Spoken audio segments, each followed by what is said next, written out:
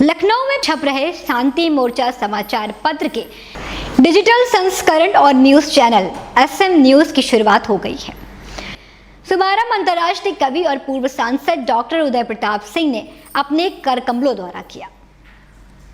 इस खास मौके पर उनका 93वें जन्मदिन भी मनाया गया, जिससे कार्यक्रम जन्म उत्सव का रूप ले बैठा।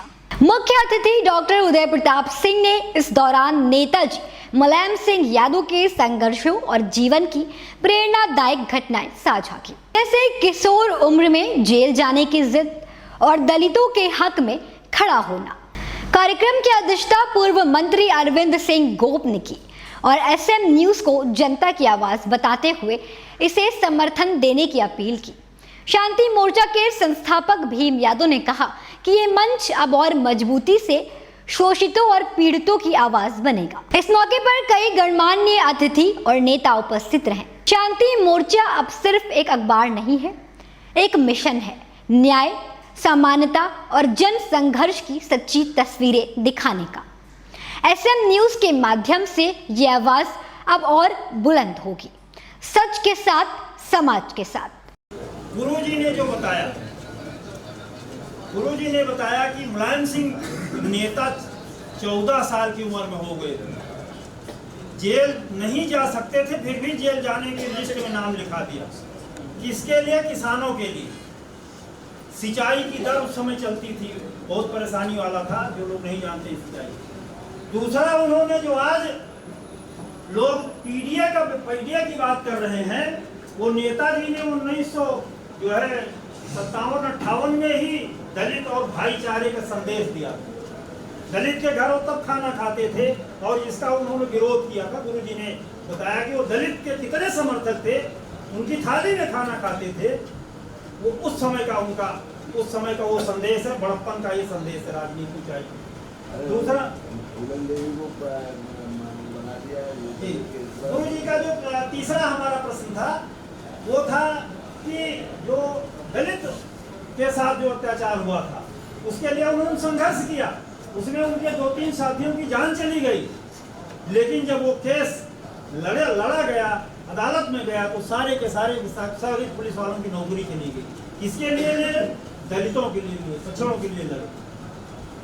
तीसरा, छविराम गिरोह डाकू गिरोह था, तमाम हत्याएं हो रही थी, उस समय गिरोह था, लेकिन उसमें कुछ निर्दोष मारे जा रहे थे।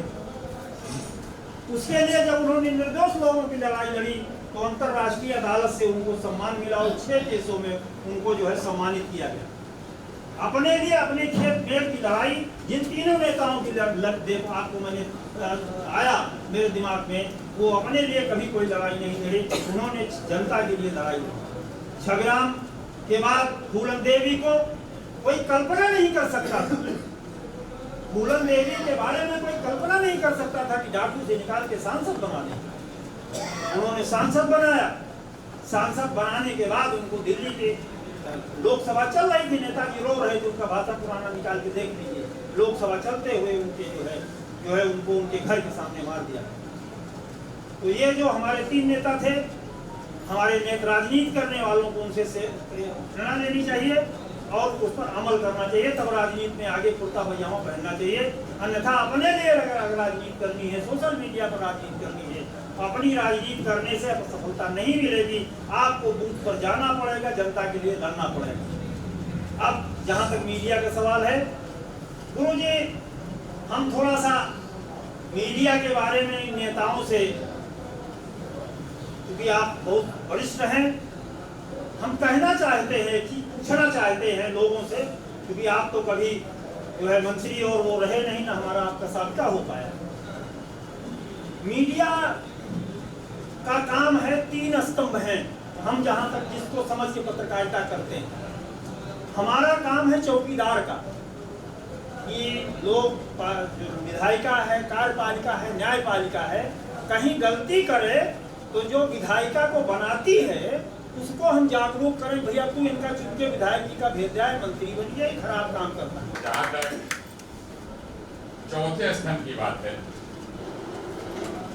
बड़ी जिम्मेदारी आपके कंधों पे। मेरा जहाँ तक अपना सोचना है, शायद गुरु इस बात से पूरा सहमत होंगे कि आजाद भारत में अगर पत्रकार सबसे ज्यादा किसी को याद करते हैं उनको नाम मुलायम सिंह। तमाम ऐसे पत्रकार के साथी हैं, अगर कोई सुविधा उनको मिली तो मुलायम सिंह यादव जी की दी। मेरा सौभाग्य है कि जो ज्ञानेश्वर जी सारे बड़े नेता पार्टी दफ्तर के अंदर थे, तो गुरु जी भी थे। नेता कहा था ये पार्टी नौजवानों के हाथ। तो देश के ऐसे नौजवान नेता, ऐसे ऊर्जावान नेता जो पढ़े लिखे नेता, जो बड़ा विजन और बड़े विजनरी नेता है, काम कैसे अखिलेश यादव जी के हाथ में पार्टी पार्टी। मुझे खुशी है कि बहुत ईमानदारी से, परिश्रम से अखिलेश जी ने पार्टी को आगे बढ़ाने का काम किया।